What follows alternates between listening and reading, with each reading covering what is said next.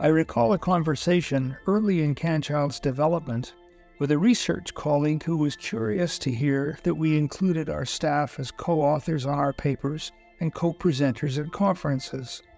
That was something they had not done at their research center. I was caught off guard by this discussion. It had never occurred to us to do otherwise.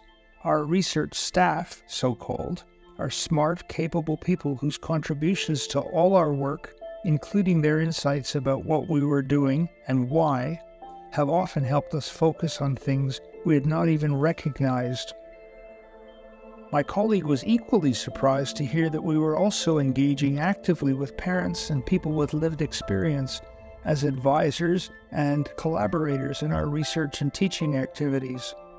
She hadn't appreciated that the relevance of our work, which is often commented on by both families and colleagues, owed so much to the voices of people who live inside the issues we study from the outside.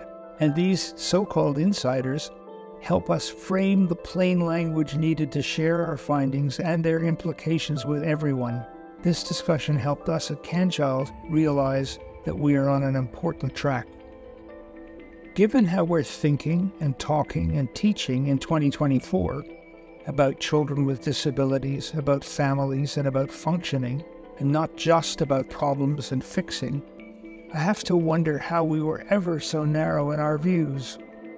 I think, for example, of our blinkered idea of parents in the role of therapists, responsible to carry out our therapy ideas at home, seeing the child as the patient and therapies as the whole answer. Two ideas are now obvious to us. First, family must be our focus on what we have always traditionally called childhood disability. Parents and families bring us their concerns about their child. Second, we must promote child development and functioning, however things are accomplished. We need to see children and families as a work continually in progress, in the process of being, belonging, and becoming.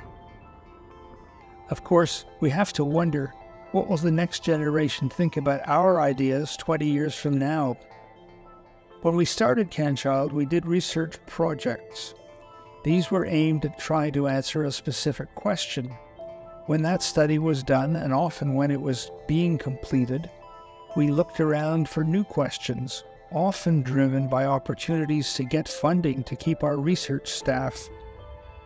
We eventually became aware that the funding tail was wagging the research dog. We had it backwards. By creating CanChild as a research center, we began to appreciate the importance of research programs, where broad issues and questions could be approached thoughtfully, logically, and in bite-sized pieces. Each step was built on the previous work and the targeted goals, with a logical progression that we had not originally appreciated. In 2024, we have a number of research programs at CanChild, each of which has a long and past history and a clear forward direction. These are lessons we have shared freely with evidence to support the arguments we're making.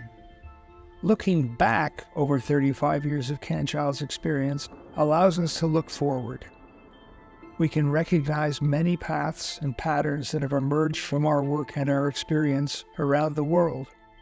This has helped us to be ever clearer about where we have come from, who we are today, and where we and our field are going.